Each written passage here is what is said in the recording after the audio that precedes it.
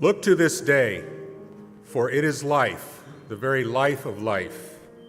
In its brief course lies all the verities and realities of your existence, the bliss of growth, the glory of action, the splendor of beauty.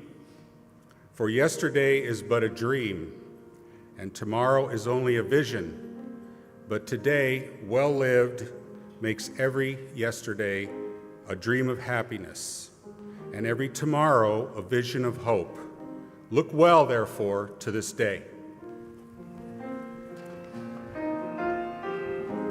Let's sing. I invite you to rise in body or spirit.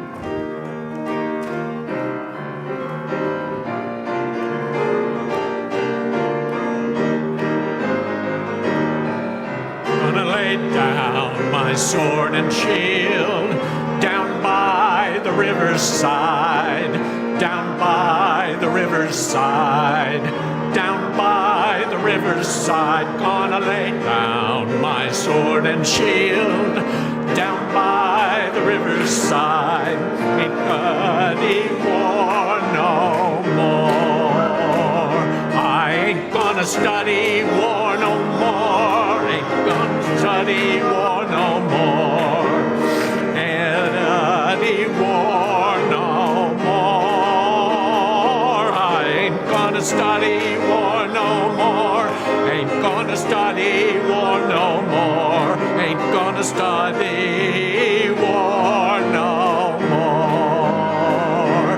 Gonna put on my traveling shoes down by the riverside, down by the riverside, down by the riverside. Gonna put on my traveling shoes down by the riverside.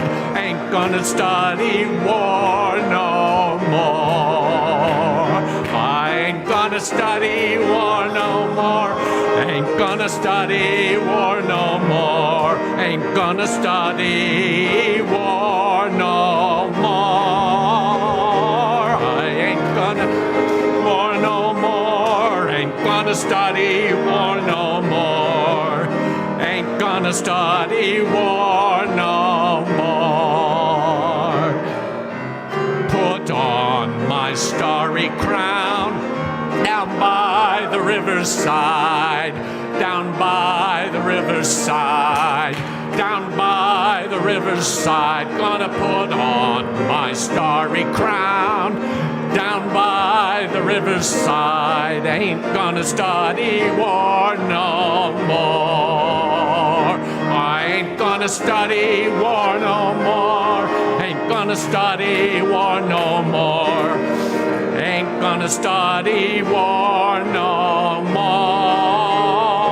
I ain't gonna study war no more. Ain't gonna study war no more. Ain't gonna study war no more. Gonna lay down my burden down by the riverside, down by the riverside, down by the riverside. Gonna lay down my burden down by the riverside. Gonna study war no more. I ain't gonna study war no more. Ain't gonna study war no more. Ain't gonna study war no more. I ain't gonna study war no more. Ain't gonna study war no more. Ain't gonna study war no more.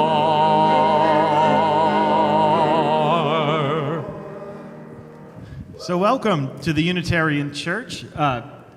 So Lee, I don't think there was a really fun swinging kind of hymn that you all struggled to sing, and we were trying to remember what it was, and it's not this one, apparently.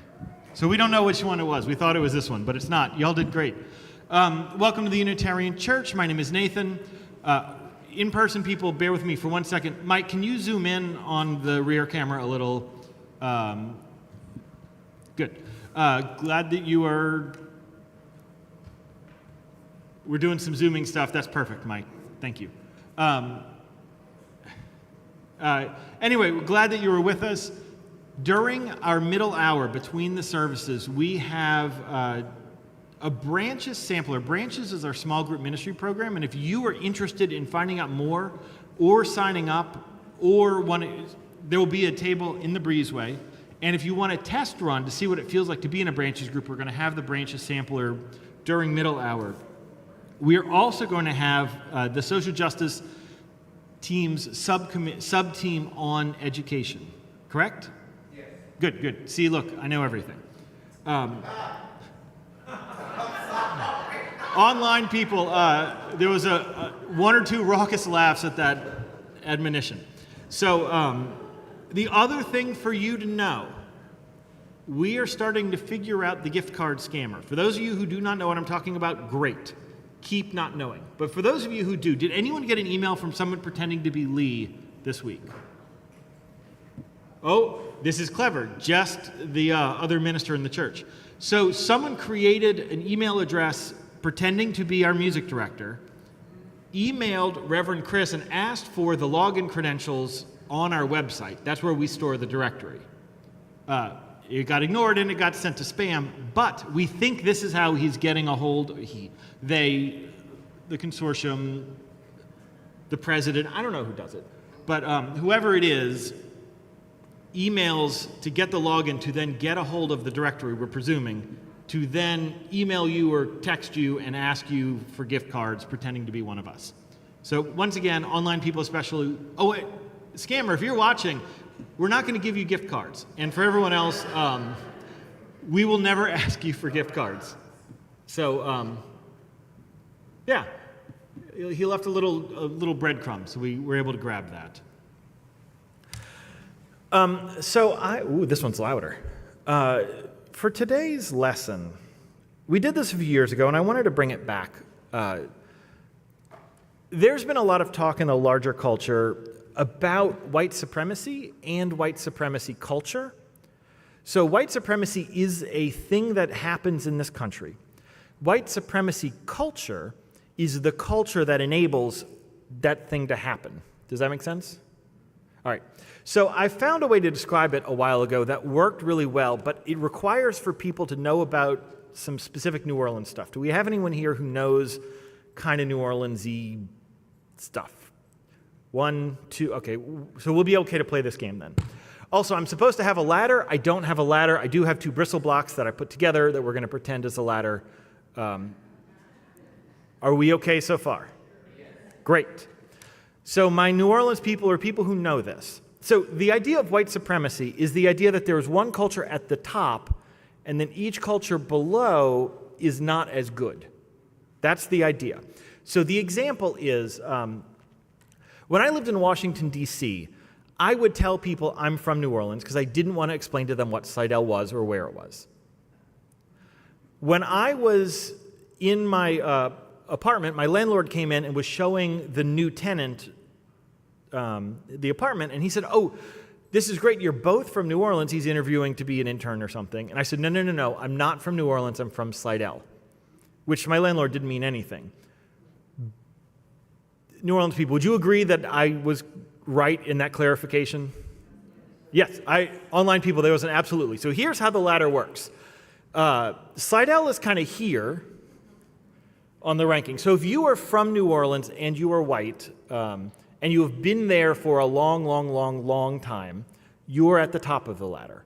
I don't know if next, if you're black or if you're white and newer, you go next. This is not factual. This is just kind of how things are there.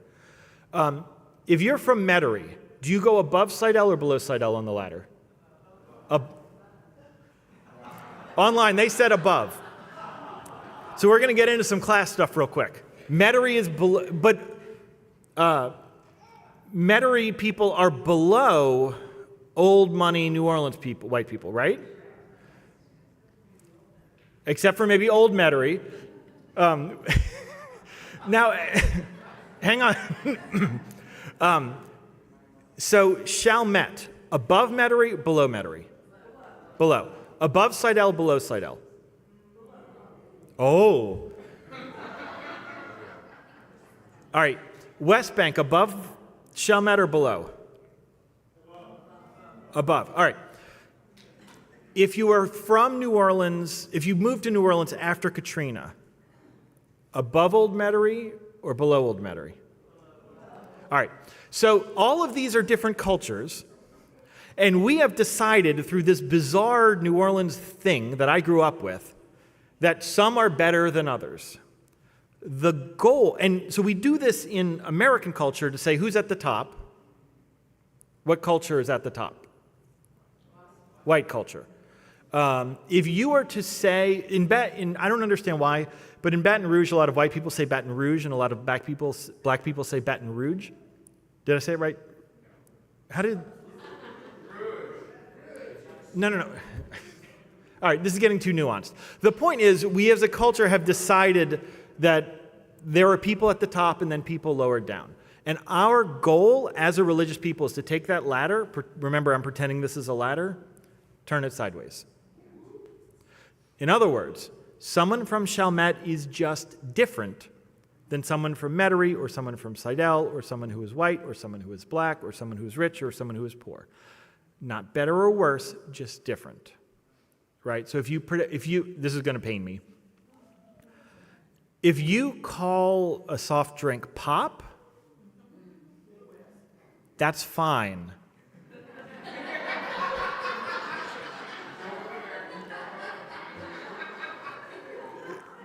Is there anyone from my search committee? President, do I need to get my resume together? Am I okay? How do you say pecan? Pecan. Well, so anyway, the point is they're just different ways to express them that come from different cultures, and one is not better or worse. Good? All right. There you go. For the last thing, I put a prayer here, and I have a hard time shifting from the kind of funny haha into the little more serious, so I guess let's just take a breath together. And would you join me in a moment of prayer and reflection?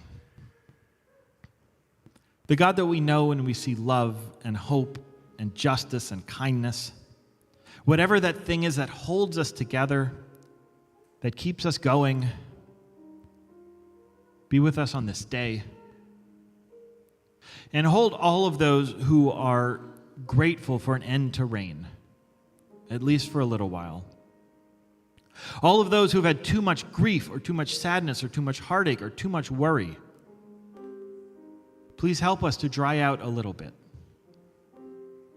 And hold those who are worried about the way we have decided to treat migrants in this country, the open defiance of elected officials in face of other elected and appointed officials. Help us to remain committed to building a world that is more loving and is more kind. Help us to know that we are okay and that we miss people, and that if they can stay with us in our heart, the pain doesn't have to last forever. Help us to know that we are loved and that the world is better because we are here. Help us be present in worship so that we can do the work that we need to do to figure out how to live as religious people in this world in a way that loves the world and makes it more whole. May you know peace. Amen. We have one card to sign. It's for Vicki Berry. She's recovering from a scheduled surgery, and she's doing well. This ritual we have is open to everybody, visitor and member alike. If you are online, please type right into the chat. We invite those who wish to come forward either along the west or the east wall.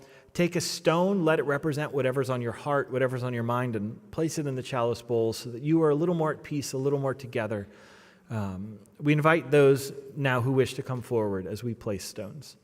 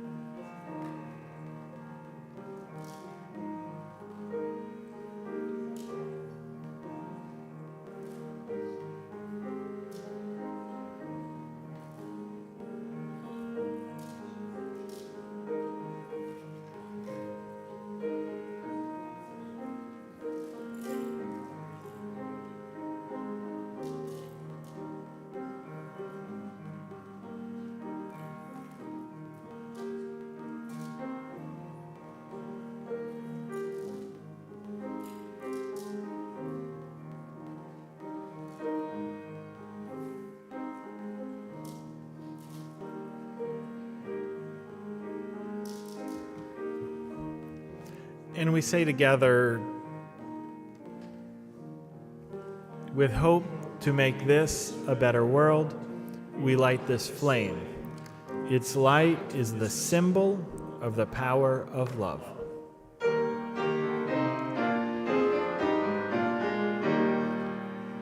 From all that dwell below the skies, let songs of hope and faith arise.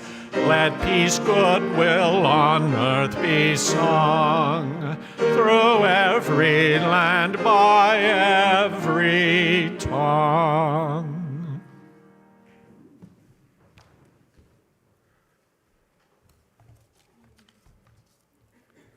Deep play. Riders gather in the early morning, often after partying all night in area bars. They're unrecognizable. As the Eunice Mardi Gras Facebook page puts it, in all caps, to emphasize the point, all runners need to be unrecognizable. You must be covered from head to toe, full costume. These costumes are a particularly arresting aspect of Mardi Gras in Eunice and Mamou, being radically different from those found in New Orleans and elsewhere. To outsiders, they can appear almost menacing, with bright-colored outfits accompanied by grotesque masks and pointed hats. They are steeped in tradition and serve the purpose of making participants anonymous.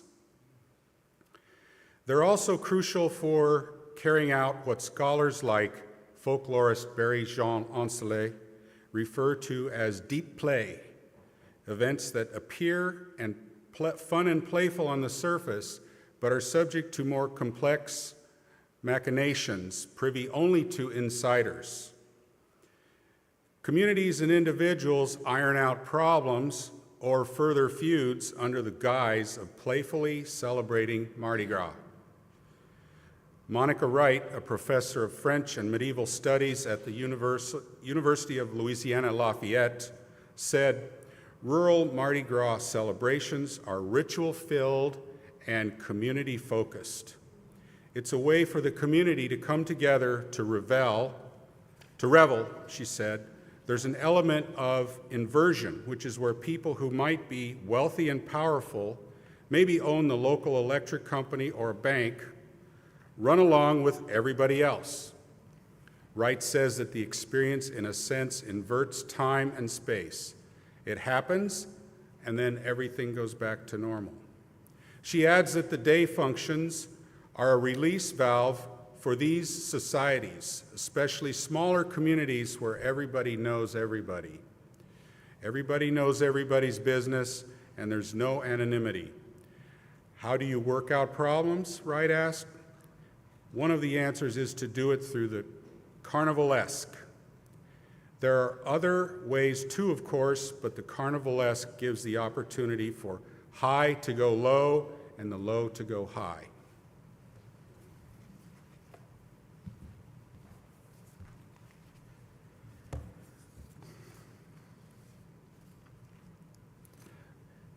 So this early Mardi Gras is killing me. It doesn't feel like Mardi Gras, does it? No. Well, here's the problem. It is. So we usually take the 3 Sundays building up to Mardi Gras to sort of do a little bit of a deeper dive into the theology of the season. Because I'm going to be gone the next 2 weeks, this is my chance to sort of give you all of my takes on Mardi Gras, or at least one perspective on it. Next week, Reverend Chris is going to preach about joy. And the following week, a member of our worship guild and preacher pack, Leslie Grover, is going to preach about hope. So last year, during Mardi Gras week, I was in a cabin in Bayou Segnet State Park. Every few minutes, this was one of those like floating cabins, and every few minutes a boat would go by and the whole cabin would kind of shake. And I think it was Mardi Gras morning, and I'd pulled up on my iPad the Advocate, and there was an article in the paper, and it caught my eye. And I saved that article from last year, the one that reading was just from.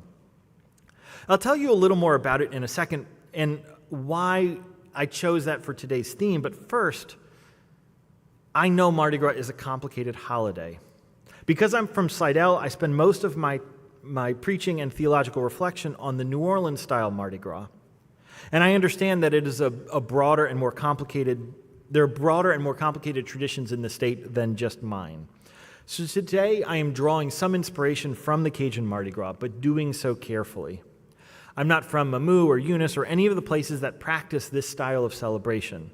I am an outsider looking in, and we should always, and as should be the case whenever we are in this situation, we must be careful when and how we gaze in at other cultures.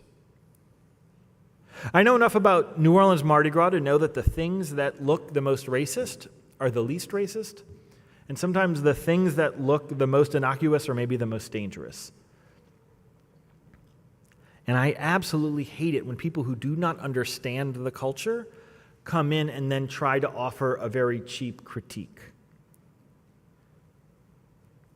So there is plenty wrong with Mardi Gras, but I think that it's up to the people of the particular culture to move the needle as they see fit. But I'm digressing a little. My point is that I want this Cajun version of Mardi Gras to be able to shine in the service as well, so it's not just an east side of the state conversation from your pulpit.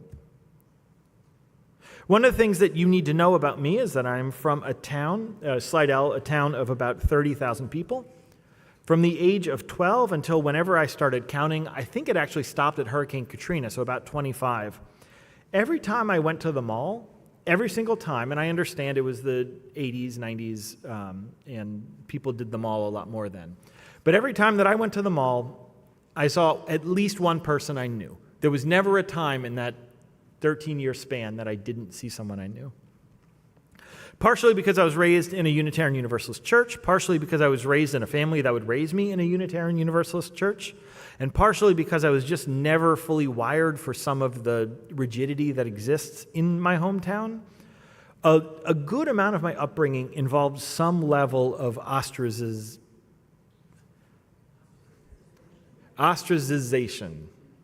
Did I throw too many Z's, or are we okay? All right. As I mentioned last week, by those, in an attempt to sort of keep power amassed in the status quo, those who had identities, especially of men or white or Christian or cis or straight, people who stood to gain by upholding the mythologies of this country and the state, people who benefited from the status quo, there was this innate and internalized motivation to keep anyone who would be a little different from being your true self. Now, I do want to name that I do not identify as queer or trans or any part of the sort of traditional LGBT plus community, but I'm also not queer enough to understand how close I could have been in my town to being one of the more marginalized. Does that make sense? That is to say that through whatever weird course of genetics, culture, luck, whatever, I wound up in a body that was gender-connected enough to my identity, and I had a sexuality that was close enough to whatever the cultural attraction norms were that I didn't have to worry about that same level of risk that many of my peers did growing up. All of this is to say that for me, coming of age was this weird conflict between a desire to be myself, a collision of the cultures where I grew up, and them not wanting me to be myself, and this longing for some level of anonymity. Did anyone else who grew up in Louisiana or a smaller town experience that? Yeah, okay. Reverend Chris, did I just ask people if they wish to be anonymous to raise their hands? Okay. Online people, I did not just do that. And if you hear to the contrary, don't rewind back and check. Ooh, I should stay on screen. Which leads me to the theme of today's service, which is the spiritual gifts of anonymity. While I complain about how rigid Slidell is, it was still connected to New Orleans. It was still connected to a metropolitan area that had hundreds of thousands of people. And I still had the freedom to not know people when I went to some places. I wonder what it would be like if I grew up in a smaller or a more rural town, in Louisiana or elsewhere.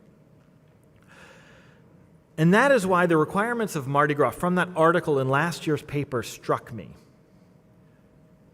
You know, the part where they said you are required to be in full costume, completely anonymous. Also, I think about this a lot because there's two groups of people in church when you're a visitor. The people who come in and want to get talked to, and the people who come in and do not want to get talked to. Right? Yeah. We actually need signs on the doors. I don't know the way to do this. One that says, like, talk to me, one that says, don't talk to me. Because there's some people who will leave a church if someone talks to them. And there's some people who will leave a church if no one talks to them. And we need to find a way to have both. All right, am I being convoluted enough? Are we okay?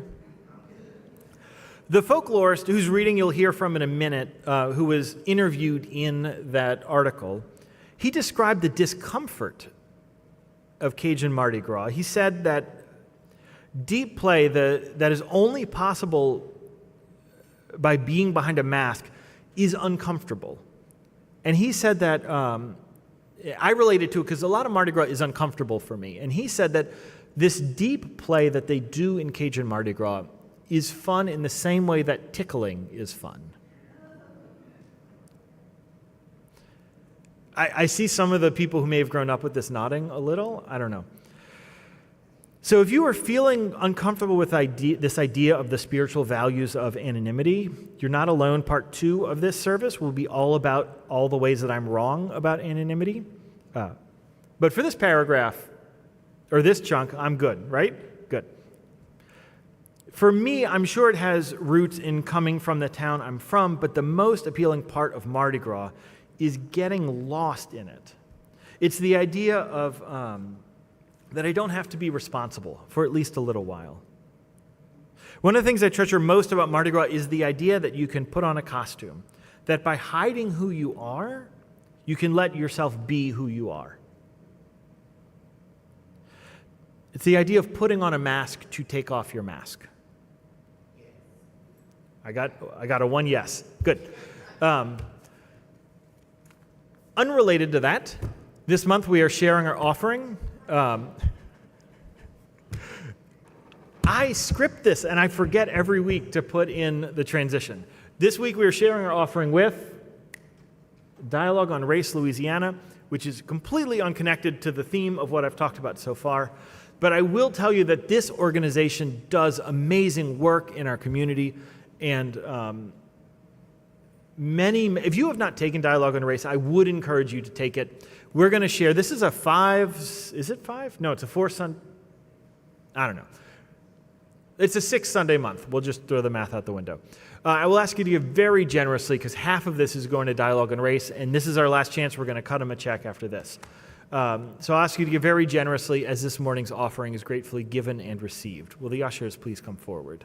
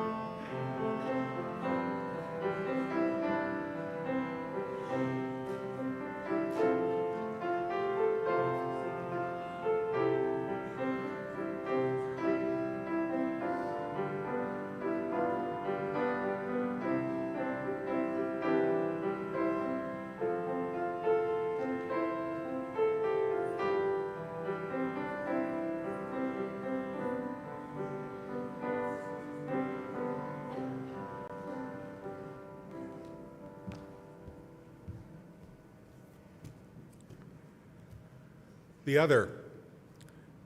These public displays of begging and mock thievery, as well and the racial, gender, and age reversals are funny because they are not real. They are being performed by people who are playing at being other than themselves on this day of ritual reversal. And in all cases, the game is successful when it is evident. The rules of the game require that the visual, verbal, gestural, and the theatrical jokes be obvious, set off by a clear clue that this is not a serious attack on society. Though the best and most effective play has at least one foot in reality, and may even dance fairly close to the edge. Thus, these reversals function as effective social safety valves by allowing social criticism and parody in a context that contemporarily and only symbolically subverts the status quo, without ever really threatening it. In many cases, the status quo is actually reaffirmed, though all sides, actors, and audience may have clearly been made aware of the fables that are at the heart of the carnivalesque play. Please rise for the hymn.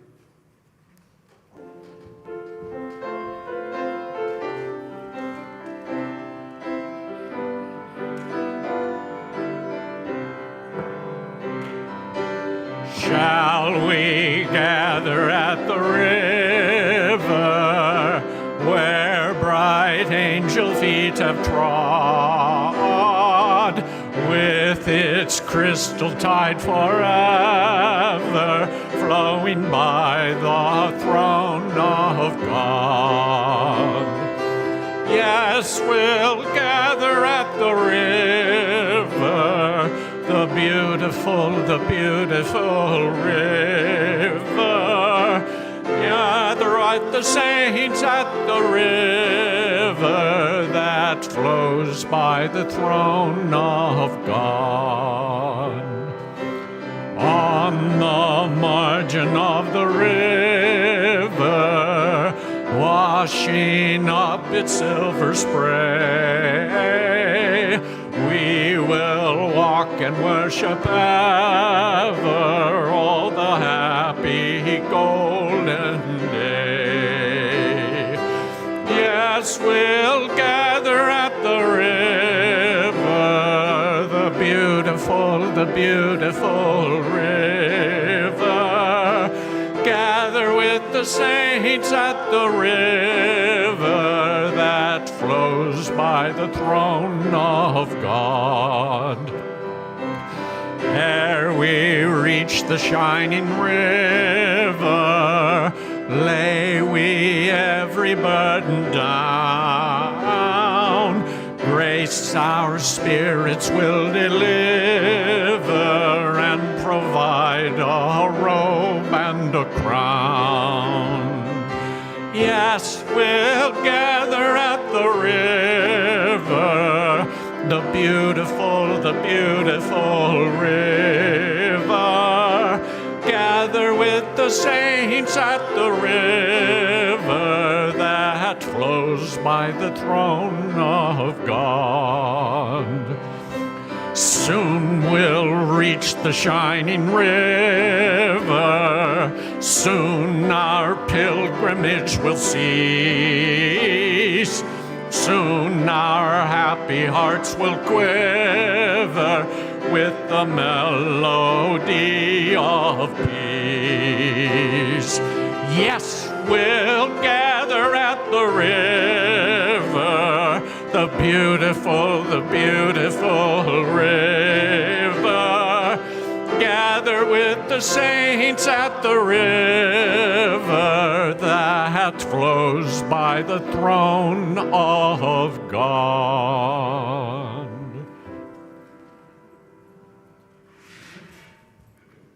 I want to also name, I didn't agree with everything the folklorist said in that last article about status quo and about race and some other things. And it's not my culture, and I'm not going to delve too deep into it. I just wanted to kind of name that. So I brought this idea of spiritual values of anonymity to a number of people. And the overwhelming response I got was not great. Anyone else felt uncomfortable with? Oh, I'm not going to ask any more anonymous. Okay. The number one trend that I identified in sharing this idea was that people who had any identity other than mine were uncomfortable with it. It's important for me to remember that most of my identities have granted me some levels of safety in our culture that others have not been awarded. Anonymity for people with power can mean freedom from accountability. It can mean the freedom to do harm.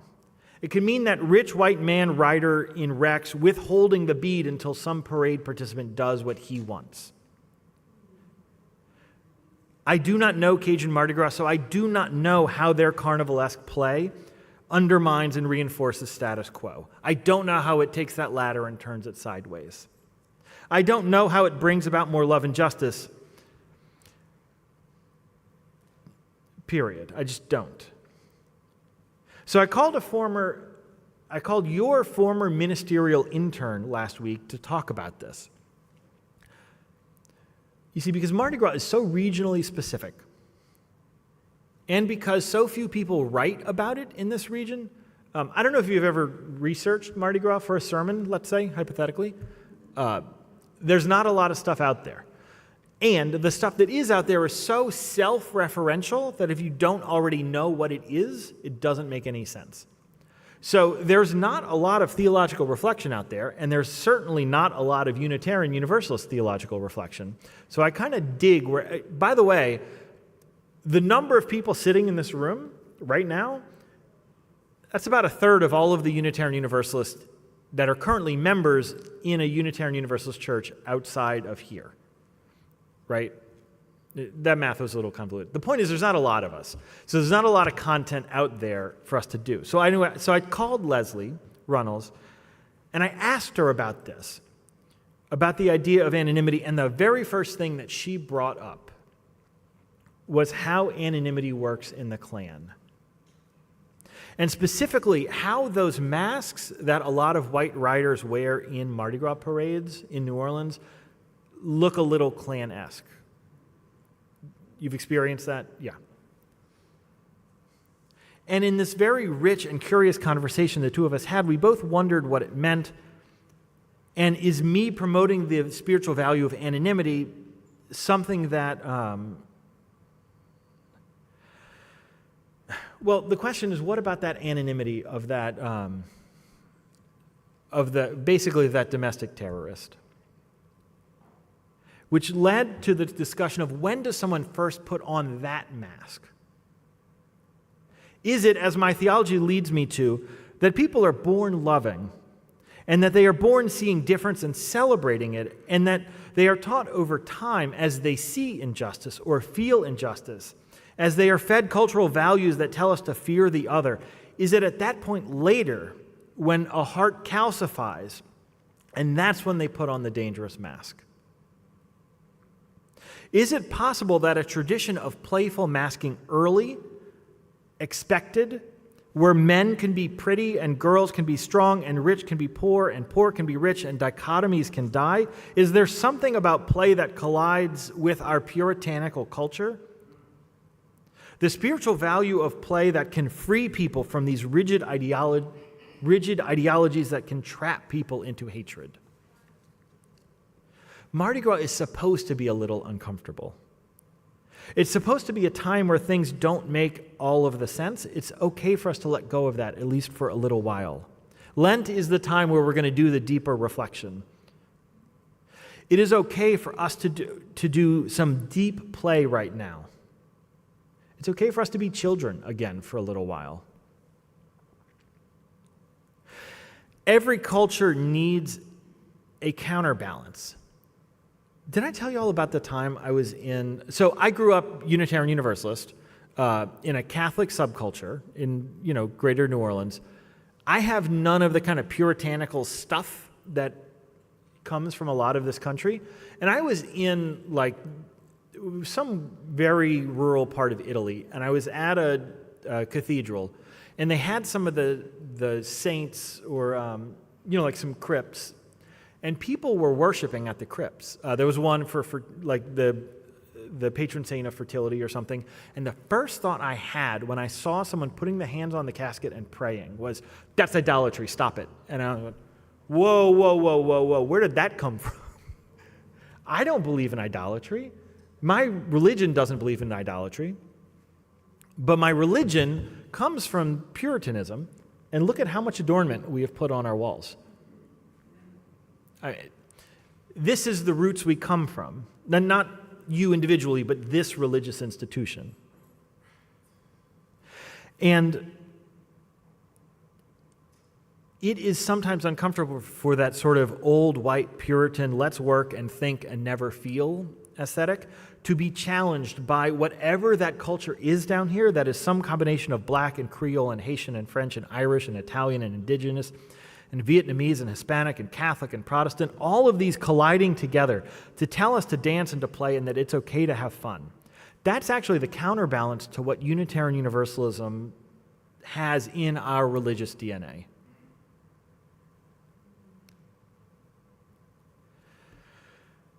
So I was at so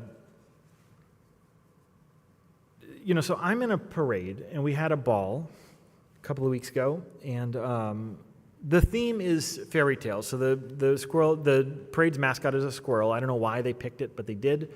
And so they made the theme of the parade Once Upon a Squirrel, so it could be like a fairy tale theme or something.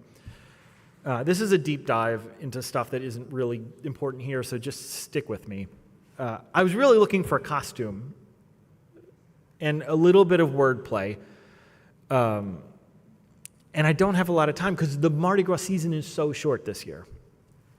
And I decided to land on Rapunzel, mostly because I could figure out a costume and you could be Squirrelpunzel, like it.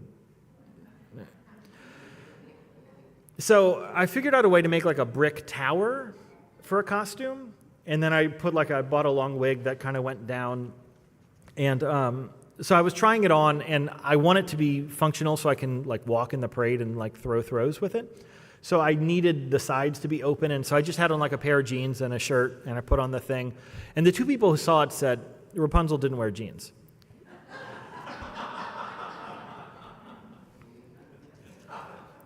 And so they said, go put on a skirt. And I did, and the first thing my kids said when I walked out, I don't remember which one, maybe it was both, because they're at that age of the gender dichotomies. But they said I wasn't allowed to wear it because I wasn't a girl. And I told them, and it's genuine, I actually didn't intend this to be in the service, but it just kind of fit. So I didn't tell them to prove an example 2 weeks later. But I told them that people can wear different things and they can have different hair lengths. That's the big one. And sometimes it affects their gender and sometimes it doesn't, and the world doesn't need to be that rigid. And I went to the ball, and while I felt perfectly comfortable in what I wore, partially because of how I was raised as a Unitarian Universalist, I did not grow up with this gender binary that women wear dresses and men wear pants or whatever. But I did worry that it looked like I was costuming as someone who was trans. And I spent some discernment wondering if my costume was at the expense of people who have done the real hard and dangerous work of being who they truly are. And I worried that I was making fun of them, which was never my intent. And I kept coming back to the pleas, P-L-E-A-S, the requests, of a colleague who they said they want the whole world to be queer. For everyone to admit that gender and attraction are not as rigid as we pretend that they are. I knew my intent was not to mock, but if I caused harm, then intent does not matter as much as impact. And I also know that it is okay for us to live in a world with much more ambiguous boundaries between what is male and what is female and what is multigendered and what is non-gendered. And it is okay for all of this to happen at the same time. Lee, I don't know what the note is. What's is it like a seventh where two of the notes don't fit? Like a pretty chord is like 1, 3, 5 or something. But if you add the seventh note, it feels cacophonous a little.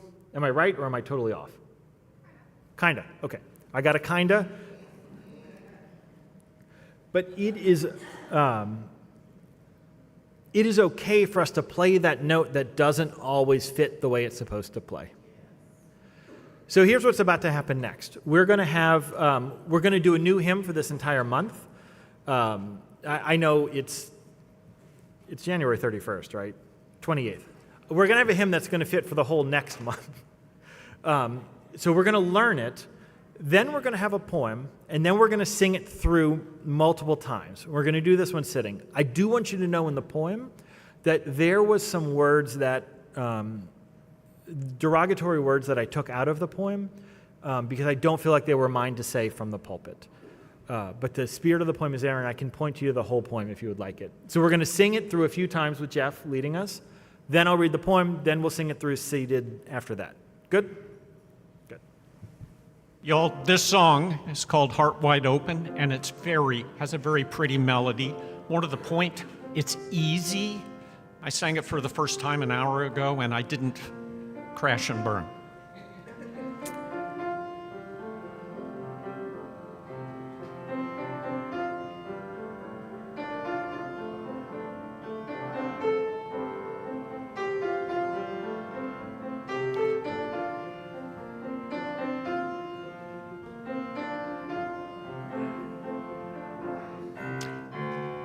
Keep your heart wide open. Through the waves want to push you around. You've got to keep your heart wide open till your faith brings you back to solid ground. Join me if you will. Keep your heart wide open, though the waves want to push you around. You've got to keep your heart wide open till your faith brings you back to solid ground. Let's do it again. Keep your heart wide open, though the waves want to push you around. You've got to keep your heart wide open till your faith brings you back to solid ground. To those of you still undercover, Mike, this is the poem.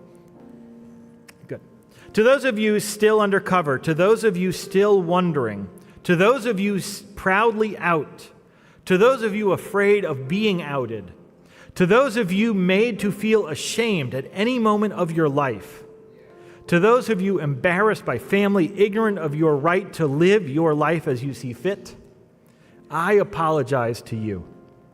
I apologize for ignorance inflicted by and on each age, little peach fuzz cloaked as hard-shell coconut skin, the arrogance of rotting teeth smiling through veneers.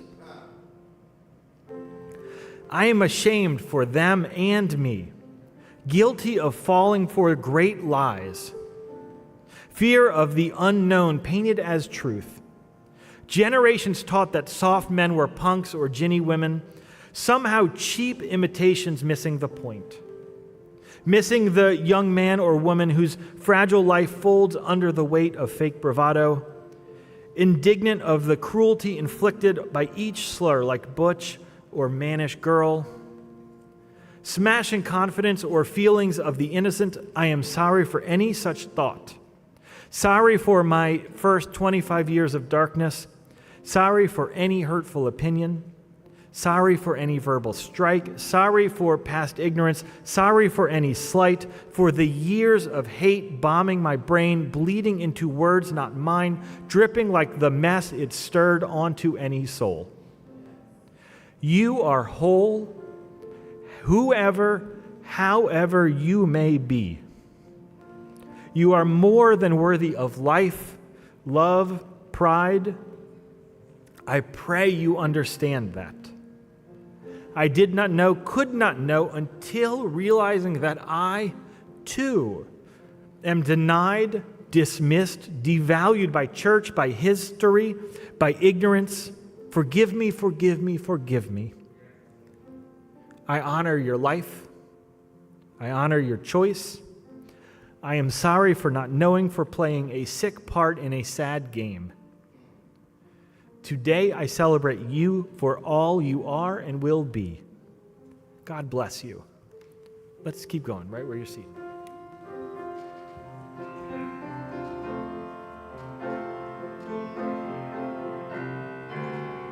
Keep your heart wide open, though the waves want to push you around. You've got to keep your heart wide open till your faith brings you back to solid ground. Keep your arms wide open, though the waves want to push you around. You've got to keep your arms wide open till your faith brings you back to solid ground. Keep your eyes wide open, though the waves want to push you around. You've got to keep your eyes wide open till your faith brings you back to solid ground. Keep your love wide open, though the waves want to push you around. You've got to keep your love wide open till your faith brings you back to solid ground. Keep your heart wide open, though the waves want to push you around. You've got to keep your heart wide open till your faith brings you back to solid ground. Keep your heart wide open, though the waves want to push you around. You've got to keep your heart wide open till your faith brings you back to solid ground.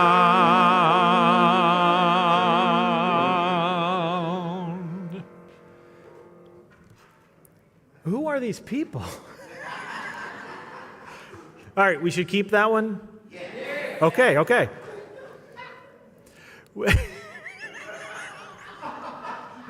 Online people, our music director just let out a very loud laugh.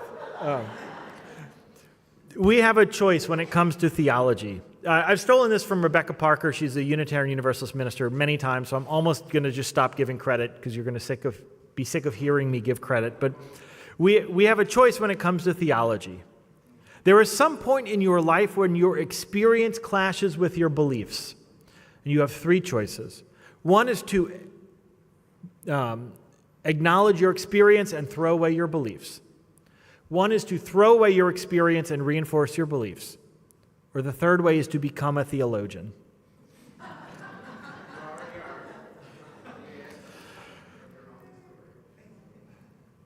We, as a religious people, are meant to live in that muddy middle ground where there is no certainty. We are meant to do the deep and convoluted work of walking around on a day in your regular life and not even desiring a bunch of trash to be thrown at you, and then to walk up to a parade and beg and beg and beg for a cheap piece of plastic you know contains toxic chemicals, that was made unethically, and that you know is going to be a burden the minute you walk away from that parade,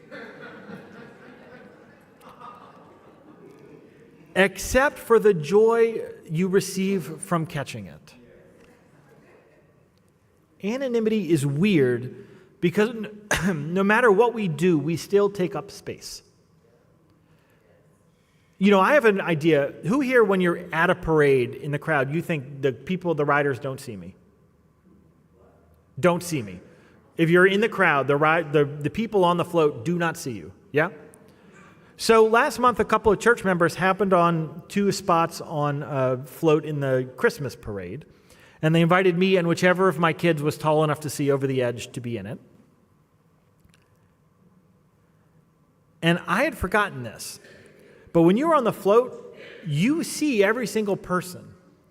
I mean, not every, like if it's a really dense crowd, you don't see all of them. But if someone said to me, and I had a throw ready, hey, throw me a cup or throw me a whatever, not only could I hear them, which I didn't think I could do, but I would do it because I wasn't thinking deeply enough to no, you're not worthy of a cup. I would just do whatever they told me.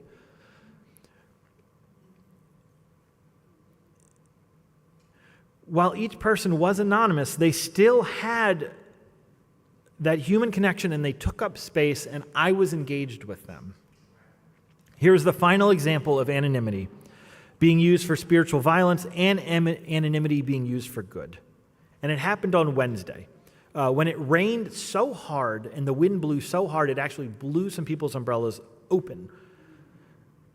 As some of you know, I do know some of you are disappointed that we have not discussed utility policy enough.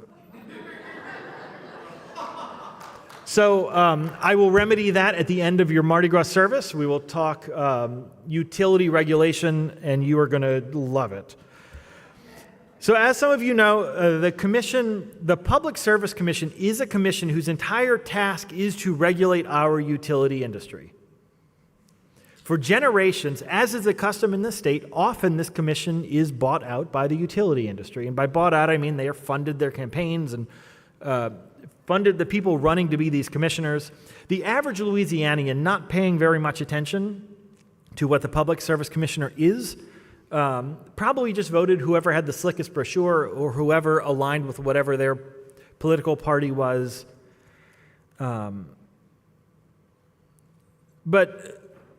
the commission often goes unnoticed by the general public. When they have their meetings, while technically they are open to the public, they are often done in anonymity. And this happens because the people do not show up. The consultants for the energy industry are always there, but the people are not always there. Policies that allow this, one of the richest states, to have wealth consolidated among corporations and key leaders, policies that keep the majority of the state in poverty, those happen in anonymity. Sometimes they happen because the people don't show up. So last week I told you about a policy Entergy was pushing forward with the commission. I still think I'm lying to you, but it's not a lie, it's real. Where they were asking to be paid for whatever energy you didn't use because your homes were made more energy efficient. They asked for that. Together, Louisiana asked us to show up. They recruited people from organizations all over the state to come and to watch what was happening. There were years of intentional work where leaders talked with commissioners, studied the law, studied the policy, studied the patterns, and decided that this would be the most strategic inroads to get our voice heard. And they came to us. They came to me in the form of a meeting we had in in central Louisiana a few weeks ago, and they asked for us to commit to have people show up. And we had about 20 from this church come. We had Unitarian Universalists from Shreveport and New Orleans. We had people representing unions and people from Catholic churches and Protestant churches, people from all different backgrounds in that room. 3 hours and some admittedly defeated testimony from the energy industry later, 3 of the 5 commissioners voted to prevent the energy companies from cashing in on energy we didn't spend.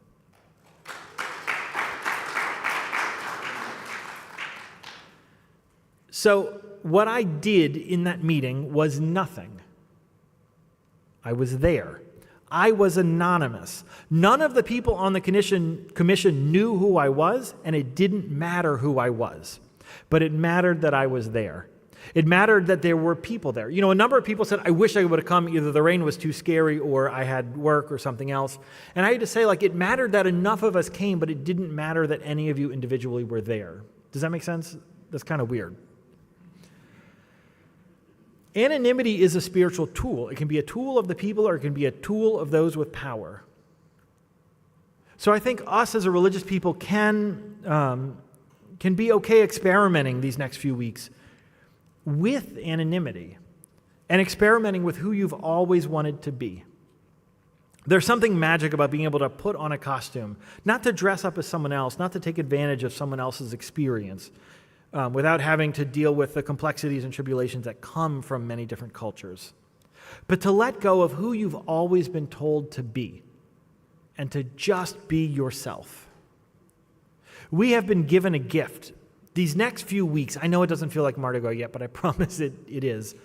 It is okay for you to let go a little. It is okay for you to love life a little more than is reasonable. It's okay for you to not worry for these next few weeks. And one of the things that is interesting about anonymity is that we still exist.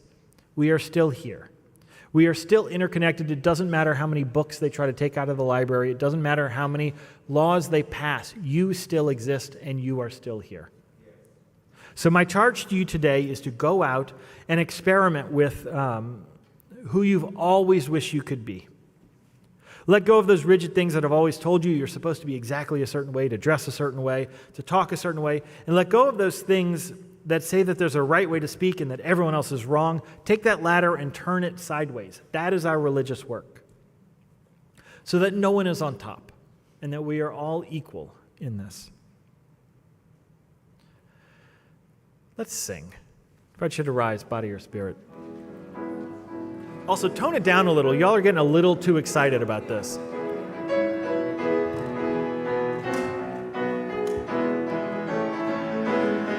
The circle be unbroken by and by, Lord, by and by.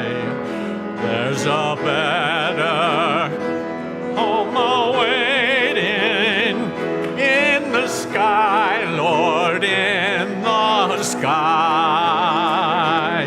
I was singing with my family. I was singing with my friends. And we all can sing together, 'cause the circle never ends. Will the circle be unbroken by and by, Lord, by and by? There's a better home awaiting in the sky, Lord, in the sky. Life on earth is troubled. No one else can know my pain. When my work on earth is over, I can sing that sweet refrain. Will the circle be unbroken by and by, Lord, by and by? There's a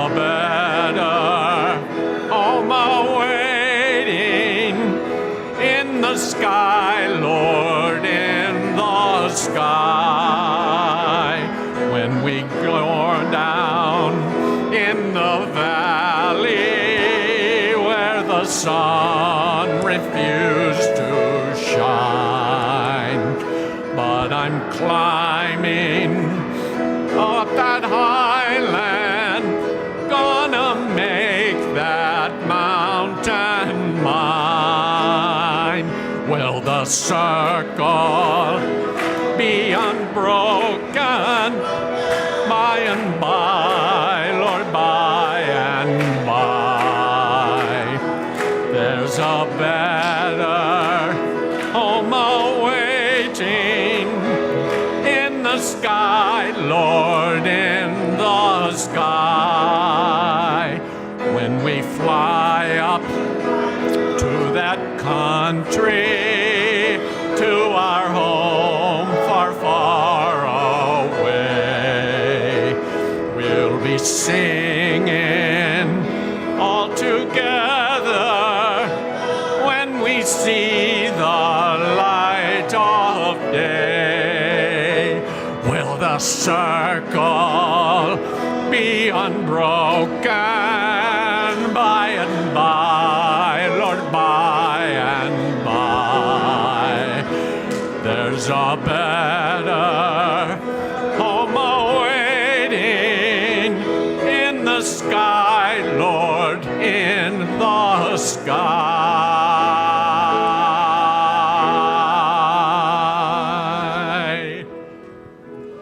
As you go out this week, know that you are the one who can make it better for someone else. Go in peace. Go in love. Amen.